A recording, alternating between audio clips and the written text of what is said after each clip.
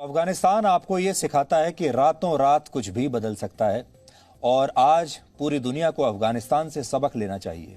पहली सीख तो यह है, अगर आपका राष्ट्र मजबूत नहीं है तो आपका बंगला, आपकी गाड़ियां, आपका बिजनेस, आपका बैंक बैलेंस और आपकी पढ़ाई लिखाई आपके किसी काम नहीं आएगी। ये सब आपके किसी काम नहीं रहेगा। दूसरी सीख है, अगर आपका देश आत्मनिर्भर नहीं है तो आपकी अपनी संपत्ति की भी कोई कीमत नहीं रह जाती।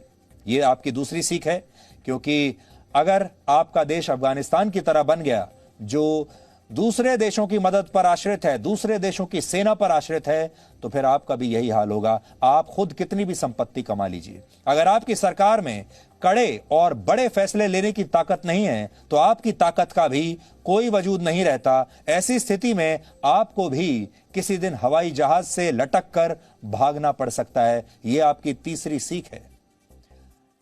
अगली सीख यह है कि जिस नेता को आपने चुना है वो अगर कमजोर हो, यानी अगर आपका नेतृत्व ही कमजोर है, तो सब कुछ होने के बावजूद किसी भी देश के नागरिकों को शरणार्थी बनते देर नहीं लगती।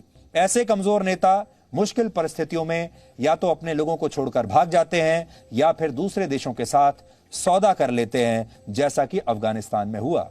इसलिए वोट देते समय हमेशा यह याद रखें कि जिस नेता को आप चुन रहे हैं, जिस सरकार को आप चुन रहे हैं, वो आपके लिए और अपने देश के लिए मजबूती से खड़ी रहे, भागेगी नहीं।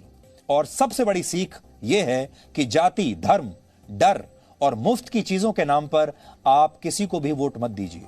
वोट अपने देश को मजबूत बनाने के लिए दीजिए। यह सीख अफगानिस्तान के इस संकट से आज भारत के हर नागरिक को लेनी चाहिए। जाति, धर्म ये सब बाद में आती हैं, मुफ्त की चीजें सब बाद में आता है। जब आपका देश बचेगा तब आप बचेंगे, वरना एक दिन आपको भी हवाई जहाज से लटक कर देश से भागने पर मजबूर होना पड़ेगा।